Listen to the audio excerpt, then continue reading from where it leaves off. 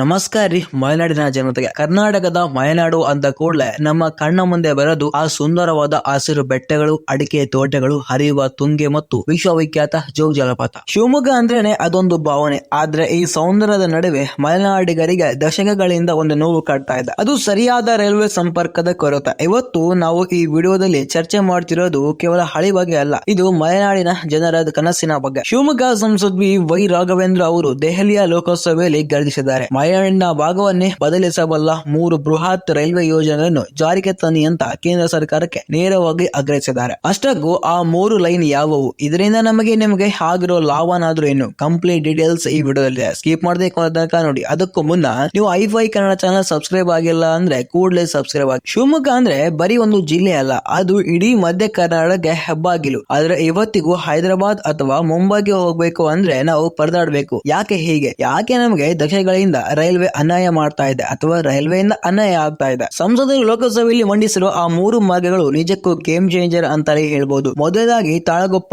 ಸೊರಬ, ಸಿದ್ದಾಪುರ ಮೂಲಕ ಹುಬ್ಬಳ್ಳಿ ಮಾರ್ಗ. ಎರಡನೇದಾಗಿ ಶಿವಮೊಗ್ಗ, ತೀರ್ಥಹಳ್ಳಿ, ಮಂಗಳೂರು ಮಾರ್ಗ. ಮೂರನೇದಾಗಿ ಭದ್ರಾವತಿ, ಚಿಕ್ಕಚಾಜೂರು ಮಾರ್ಗ. ಈ 3 ಲೈನ್ಗಳಿಗೆ ಗ್ರೀನ್ ಸಿಗ್ನಲ್ ಸಿಕ್ಕರೆ ಮಲೆನಾಡಿಗರ ಪ್ರಯಾಣದ ಕಷ್ಟ ಶಾಶ್ವತವಾಗಿ ದೂರವಾಗುತ್ತೆ. ಆದ್ರೆ ಇದು ಅಂದುಕೊಂಡಷ್ಟು ಸುಲಭನಾ? ಈ ಆದಿಯಲ್ಲಿರೋ ಅಡೆತಡೆಗಳೇನು, ಬನ್ನಿ ವಿವರವಾಗಿ ತಿಳಿಸ್ಕೊಡ್ತೀನಿ. ನೋಡಿ ಗೆಳೆಯರೆ, ಇತಿಹಾಸವನ್ನು ಒಮ್ಮೆ ತಿರುವಿ ನೋಡಿದರೆ ಮಲೆನಾಡಿನಲ್ಲಿ ರೈಲ್ವೆ ಅಭಿವೃದ್ಧಿ ಅನ್ನೋದು ಆಮೆಗತಿಯಲ್ಲಿ ಸಾಗ್ತಾ ಇದೆ. ಮೈಸೂರು ಮಹಾರಾಜರ ಕಾಲದಲ್ಲಿ ಶುರುವಾದ ರೈಲ್ವೆ ವ್ಯವಸ್ಥೆ ನಂತರ ದಿನಗಳಲ್ಲಿ ಅಷ್ಟಾಗಿ ಬೆಳವಣಿಗೆಯನ್ನು ಕಾಣಲಿಲ್ಲ. ಶಿವಮೊಗ್ಗದಿಂದ ತಾಳಗುಪ್ಪದವರೆಗೆ ಹಳಿ ಇತ್ತು, ಆದ್ರೆ ಅಲ್ಲಿಂದ ಮುಂದೆ ಕನೆಕ್ಟಿವಿಟಿ ಇಲ್ಲದೆ ಅದು ಡೆಡ್ ಎಂಡ್ ಆಯ್ತು. ಈಗ ರಾಘವೇಂದ್ರ ಅವರು ಹೇಳ್ತಿರೋದು ತಾಳಗುಪ್ಪ ಹುಬ್ಬಳ್ಳಿ ಲೈನ್ ಇದೆಯಲ್ಲ, ಇದು ಸುಮಾರು 100 ವರ್ಷಗಳ ಹಳೆಯ ಬೇಡಿಕೆ. ಉತ್ತರ ಕರ್ನಾಟಕ ಮತ್ತು ಮಲೆನಾಡನ್ನು ಜೋಡಿಸುವಂತ ಈ ಕೊಂಡಿ ಯಾಕೋ ಕಾರ್ಯರೂಪಕ್ಕೆ ಬಂದಿರಲಿಲ್ಲ. ಹಿಂದೆಲ್ಲ ರೈಲ್ವೆ ಅಂದ್ರೆ ಕೇವಲ ಬಜೆಟ್ ನಲ್ಲಿ ಹೆಸರು ಇರ್ತಿತ್ತು, ಆದ್ರೆ ಹಣ ಬಿಡುಗಡೆ ಆಗದಿರಲಿಲ್ಲ. ಸಂಸದರು ಈಗ ಹೇಳಿರುವಂತಹ ಶಾಕಿಂಗ್ ಅಂಶಗಳನ್ನು ಕೇಳಿದ್ರೆ ಹೇಳೋದೇನು, ಅಂಕಿ ಅಂಶಗಳನ್ನ ಲೋಕಸಭೆಯಲ್ಲಿ ಬಿಚ್ಚಿಟ್ಟಿದ್ದಾರೆ. 2014 ಮೊದಲು ನಮ್ಮ ರಾಜ್ಯಕ್ಕೆ ರೈಲ್ವೆ ಬಜೆಟ್ ಅಂದ್ರೆ ರೈಲ್ವೆ ಯೋಜನೆಯಲ್ಲಿ ಸಿಕ್ಕಿರೋದು ಬರೀ 835 ಕೋಟಿ ರೂಪಾಯಿ. ಆದ್ರೆ ಈಗ ಪರಿಸ್ಥಿತಿ ಬದಲಾಗಿದೆ. ಈಗಿನ ಕೇಂದ್ರ ಸರ್ಕಾರ ಬರೋಬ್ಬರಿ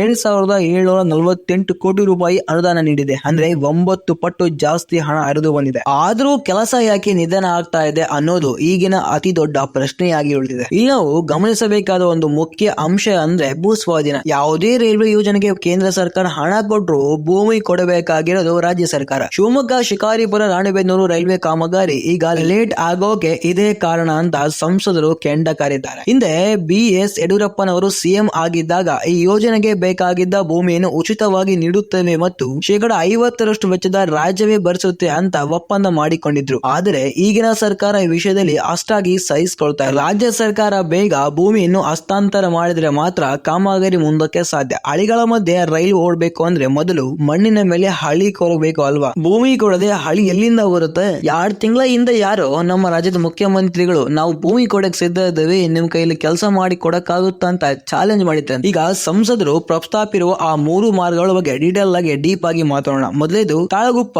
ಸೊರಬ, ಸಿದ್ದಾಪುರ ಮೂಲಕ ಹುಬ್ಬಳ್ಳಿ ಮಾರ್ಗ. ಇವೇ ಯೋಜನೆ ಮಾಡಿ ಶಿವಮೊಗ್ಗ ಜನ ಉತ್ತರ ಕರ್ನಾಟಕಕ್ಕೆ ಹೋಗ್ಬೇಕು ಅಂದ್ರೆ ಈಗಿರುವ ದಾರಿ ಸುತ್ತು ಬಳಸಿದ್ದು. ಈ ಹೊಸ ರೈಲು ಬಂದ್ರೆ ಉತ್ತರ ಕರ್ನಾಟಕದ ವಾಣಿಜ್ಯ ನಗರಿ ಹುಬ್ಬಳ್ಳಿಗೆ ಮಲೆನಾಡು ನೇರವಾಗಿ ಕನೆಕ್ಟ್ ಆಗುತ್ತೆ. ವ್ಯಾಪಾರ ವಹಿವಾಟು ದಪ್ಪವಾಗುತ್ತೆ. ಅಡಿಕೆ, ಮೆಣಸು ರೈತರು ಬೆಳೆಯುವಂತಹ ಬೆಳೆಗಳಿಗೆ ನೇರವಾಗಿ ಮಾರುಕಟ್ಟೆ ಸಿಕ್ಕ. ಈ ಮಾರ್ಗ ಕೇವಲ ಹಳಿ ಅಲ್ಲ, ಇದು ಮಲೆನಾಡಿನ ಆರ್ಥಿಕತೆ ಬೆನ್ನೆಲುಬು.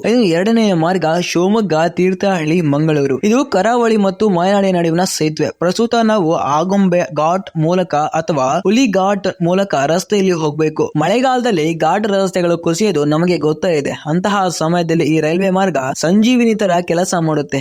ಮಂಗಳೂರು ಬಂದರಿಗೆ ಮಲೆನಾಡಿನ ಉತ್ಪನ್ನಗಳನ್ನು ಸಾಗಿಸಲು ಇದು ಅತಿ ಹತ್ತಿರದ ದಾರಿ ಆಗುತ್ತೆ. ಜೊತೆಗೆ ಪ್ರವಾಸೋದ್ಯಮಕ್ಕೆ ದೊಡ್ಡ ಬೂಸ್ಟ್ ಸಿಗುತ್ತೆ. ಮಂಗಳೂರಿನಿಂದ ಜೋಗ ಜಲಪಾತಕ್ಕೆ ಬರಬೇಕು ಅನ್ನೋ ಆ ಪ್ರವಾಸಿಗರಿಗೆ ಇದೊಂದು ವರದಾನವಾಗಲಿದೆ. ಇನ್ನು ಮೂರನೇದಾಗಿ ಭದ್ರಾವತಿ, ಚಿಕ್ಕಜಾಜೂರು ಮಾರ್ಗ. ಇದು ಬೆಂಗಳೂರಿಗೆ ಹೋಗುವಂತ ಮಾರ್ಗವನ್ನು ಮತ್ತಷ್ಟು ಸುಲಭಗೊಳಿಸುತ್ತೆ. ಭದ್ರಾವತಿಯಲ್ಲಿರೋ ಕೈಗಾರಿಕೆಗಳಿಗೆ ಈ ಮಾರ್ಗ ಬಹಳ ಮುಖ್ಯ ಅನ್ಸುತ್ತೆ. ಯಾಕಂದ್ರೆ ಸರಕು ಸಾಗಣೆ ವೇಗವಾಗಿ ನಡೆದರೆ ಕೈಗಾರಿಕೆಗಳು ಮತ್ತೆ ಚೇತರಿಸಿಕೊಳ್ಬಹುದು. ಜೊತೆಗೆ ಸಂಸದರು ಬೀರೂರು, ಶಿವಮೊಗ್ಗ ನಡುವಿನ ಜೋಡಿ ಹಳಿ ಮಾರ್ಗಕ್ಕೂ ಆಡಳಿತಾತ್ಮಕ ಅನುಮೋದನೆ ಕೊಡಬೇಕು ಅಂತ ಹಠ ಹಿಡಿದಿದ್ದಾರೆ. ಈಗಿರೋ ಸಿಂಗಲ್ ಲೈನ್ ಇದರಿಂದ ರೈಲುಗಳು ಕ್ರಾಸಿಂಗ್ ಆಗಿ ಗಂಟೆಗಟ್ಟಲೆ ಕಾಯಬೇಕಾದ ಪರಿಸ್ಥಿತಿ ಇದೆ. ಡಬಲ್ ಲೈನ್ ಅಂದ್ರೆ ಬೆಂಗಳೂರಿನಿಂದ ಶಿವಮೊಗ್ಗಕ್ಕೆ ಕೇವಲ 3.5 ಗಂಟೆ ಅಥವಾ 4 ಗಂಟೆಯಲ್ಲಿ ತಲುಪಬಹುದು. ಆದ್ರೆ ಇಲ್ಲಿ ಒಂದು ಕೈ ಸತ್ಯವನ್ನು ನಾವು ಒಪ್ಪಿಕೊಳ್ಳಲೇಬೇಕು, ಅದು ಪರಿಸರದ ಸಂರಕ್ಷಣೆ. ಮಲೆನಾಡಲ್ಲಿ ರೈಲ್ವೆ ಲೈನ್ ಮಾಡೋದು ಅಂದ್ರೆ 1000 ಮರಗಳನ್ನು ಕಡಿಬೇಕಾಗುತ್ತೆ. ಪರಿಸರವಾದಿಗಳ ವಿರೋಧ ಒಂದ್ ಕಡೆ ಆದ್ರೆ ಅಭಿವೃದ್ಧಿ ಬೇಕು ಅನ್ನೋದು ಇನ್ನೊಂದು ಕಡೆ. ಸಂಸದರು ಹೇಳುವ ಪ್ರಕಾರ ಅತ್ಯಾಧುನಿಕ ತಂತ್ರಜ್ಞಾನ ಬಳಸಿ ಪರಿಸರವನ್ನು ಕನಿಷ್ಠ ಹಾನಿಯಾಗದಂತೆ ಈ ಯೋಜನೆಗಳನ್ನು ಮಾಡಬಹುದು. ಆದರೆ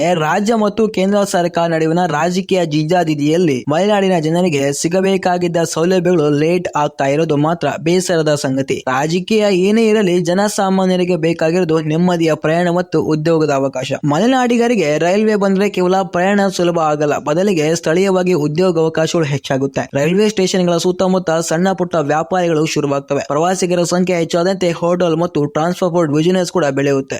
ನಮ್ಮ ಶಿವಮೊಗ್ಗ ಸ್ಮಾರ್ಟ್ ಸಿಟಿ ಆಗ್ತಾ ಇದೆ. ಈ ಸ್ಮಾರ್ಟ್ ಸಿಟಿಗೆ ತಕ್ಕಂತೆ ಸ್ಮಾರ್ಟ್ ರೈಲ್ವೆ ಕನೆಕ್ಟಿವಿಟಿ ಬೇಕೇ ಬೇಕು. ಸಂಸದ ರಾಘವೇಂದ್ರ ಅವರು ದೆಹಲಿಯಲ್ಲಿ ಮಾಡಿರೋ ಈ ಮನವಿಗೆ ರೈಲ್ವೆ ಸಚಿವಾಲಯ ಹೇಗೆ ಸ್ಪಂದಿಸುತ್ತೆ ಅಂತ ನಾವು ಕಾದ್ ನೋಡಬೇಕಾಗಿದೆ. ಈಗಾಗಲೇ ಶಿವಮೊಗ್ಗಗೆ ವಂದೇ ಭಾರತ್ ಎಕ್ಸ್ಪ್ರೆಸ್ ಬಂದಿರೋದು ಒಂದು ಪ್ಲಸ್ ಪಾಯಿಂಟ್. ಆದ್ರೆ ಅದು ಕೇವಲ ಶ್ರೀಮಂತರಿಗೆ ಅಥವಾ ಅರ್ಜೆಂಟ್ ಕೆಲಸ ಇರೋರಿಗೆ ಮಾತ್ರ ಅಲ್ಲ, ಸಾಮಾನ್ಯ ಜನರಿಗೂ ಅನುಕೂಲವಾಗುವಂತ ಪ್ಯಾಸೆಂಜರ್ ರೈಲುಗಳ ಸಂಖ್ಯೆ ಹೆಚ್ಚಾಗಬೇಕು. ಗೆಳೆಯರೇ, ಅಭಿವೃದ್ಧಿ ಅನ್ನೋದು ಒಂದು ಸತತ ಪ್ರಕ್ರಿಯೆ. ನಾವು ಕೇವಲ ಸರ್ಕಾರದ ಮೇಲೆ ಒತ್ತಡ ಹಾಕುವುದಷ್ಟೇ ಅಲ್ಲ, ಅವರ ಸಾಧಕ ಬಾಧಕಗಳನ್ನ ಅರ್ಥ ಮಾಡಿಕೊಳ್ಳಬೇಕು. ರಾಜ್ಯ ಸರ್ಕಾರ ಮತ್ತು ಕೇಂದ್ರ ಸರ್ಕಾರ ಕೈ ಜೋಡಿಸಿದರೆ ಮಾತ್ರ ಈ ಮೂರು ದೊಡ್ಡ ಯೋಜನೆಗಳು ಸಾಕಾರಗೊಳ್ಳೋದು ಸಾಧ್ಯ. ಭೂಮಿ ನೀಡುವಲ್ಲಿ ರಾಜ್ಯ ಸರ್ಕಾರ ವಿಳಂಬ ಮಾಡಬಾರದು ಮತ್ತು ಹಣ ನೀಡುವಲ್ಲಿ ಕೇಂದ್ರ ಸರ್ಕಾರ ಹಿಂದೇಟಾಗಬಾರದು. ಮಲೆನಾಡಿನ ಹೆಮ್ಮೆಯ ಯೋಜನೆಗಳನ್ನ ಜಾರಿಗೆ ತರೋದು ಕೇವಲ ಶಿವಮೊಗ್ಗಗೆ ಮಾತ್ರವಲ್ಲ, ಇಡೀ ಕರ್ನಾಟಕಕ್ಕೆ ಲಾಭದಾಯಕ. ಈ ವಿಡಿಯೋ ನೋಡಿದವರಿಗೆ ಒಂದು ಪ್ರಶ್ನೆ, ನಿಮ್ ಪ್ರಕಾರ ಈ ಮೂರು ರೈಲ್ವೆ ಮಾರ್ಗಗಳಲ್ಲಿ ಯಾವುದು ಮೊದಲು ಪೂರ್ಣಗೊಳ್ಳಬೇಕು? ತಾಳಗುಪ್ಪ ಹುಬ್ಬಳ್ಳಿನ ಶಿವಮೊಗ್ಗ ಮಂಗಳೂರು ಅಥವಾ ಭದ್ರಾವತಿ ಚಿಕ್ಕಜಾಜೂರ? ಹಾಗೆ ರಾಜ್ಯ ಸರ್ಕಾರ ಭೂಮಿ ಕೊಡಕ್ಕೆ ಯಾಕೆ ತಡ ಮಾಡ್ತಿರ್ಬೋದು ಅಂತ ನಿಮಗೆ ಅನ್ಸುತ್ತೆ? ನಿಮ್ಮ ಪ್ರಾಮಾಣಿಕ ಅಭಿಪ್ರಾಯವನ್ನು ಕಮೆಂಟ್ ಮಾಡಿ ತಿಳಿಸಿ. ಮಲೆನಾಡು ಮತ್ತು ನಮ್ಮ ಕರ್ನಾಟಕದ ಪ್ರತಿಯೊಂದು ಮುಖ್ಯ ಅಪ್ಡೇಟ್ಗಾಗಿ ನಿಮ್ಮ ಐಫೈ ಕನ್ನಡ ಚಾನಲ್ ಈಗಲೇ ಸಬ್ಸ್ಕ್ರೈಬ್ ಆಗಿ. ಈ ಮಾಹಿತಿ ನಿಮಗೆ ಉಪಯುಕ್ತ ಅನಿಸಿದ್ರೆ ಒಂದು ಲೈಕ್ ಕೊಡಿ ಮತ್ತು ನಿಮ್ಮ ಫ್ರೆಂಡ್ಸ್ ಅಂಡ್ ವಾಟ್ಸ್ಆಪ್ ಗ್ರೂಪ್ಗಳಿಗೆ ಈ ವಿಡಿಯೋನ ತಪ್ಪದೆ ಶೇರ್ ಮಾಡಿ. ಮತ್ತೆ ಸಿಗೋಣ ಇದೇ ತರ ಒಂದು ಇಂಟ್ರೆಸ್ಟಿಂಗ್ ಟಾಪಿಕ್ ಜೊತೆಗೆ ಮುಂದಿನ ವಿಡಿಯೋದಲ್ಲಿ. ಧನ್ಯವಾದಗಳು.